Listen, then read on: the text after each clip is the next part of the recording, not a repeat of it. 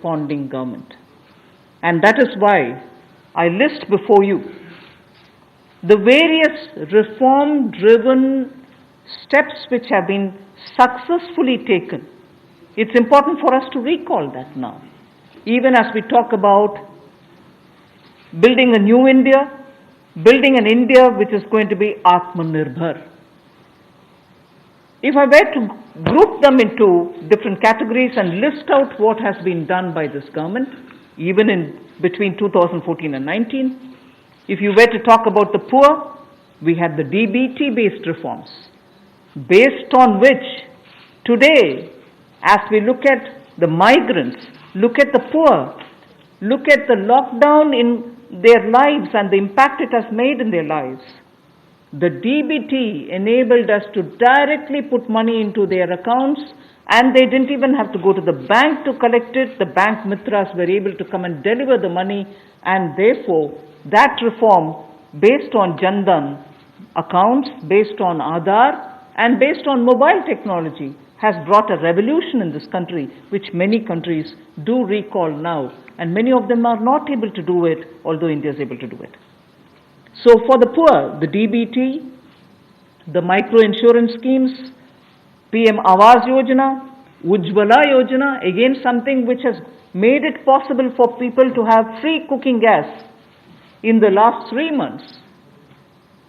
It wouldn't have been possible to reach out to the poor to have their cooking gas given unless the Ujjwala scheme was so successfully implemented. Swachh Bharat Abhiyan and Ayushman Bharat. And therefore for the poor, during the last tenure, the several schemes which benefited were all reform driven.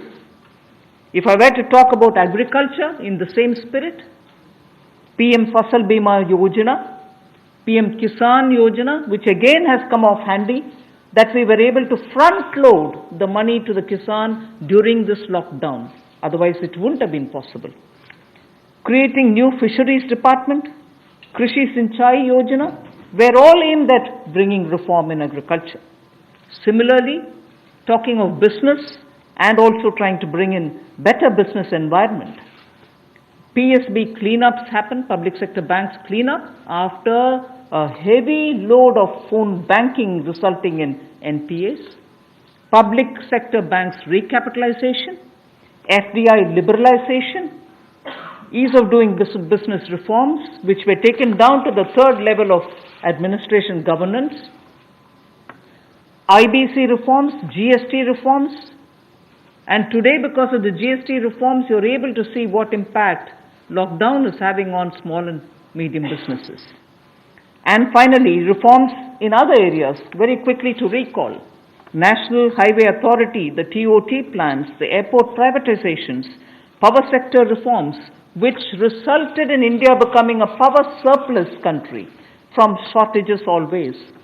175 gigawatts of solar targets out of 86 gigawatt has already been achieved out of that number. And cleaning up of the coal mine sector. These are all things which I would want to recall here before we talk about what we are offering in the Atmanirbhar Bharat. This is the foundation. This is the credential with which the Prime Minister has always been on the side of reform, reform for better living in this country, ease of living in this country.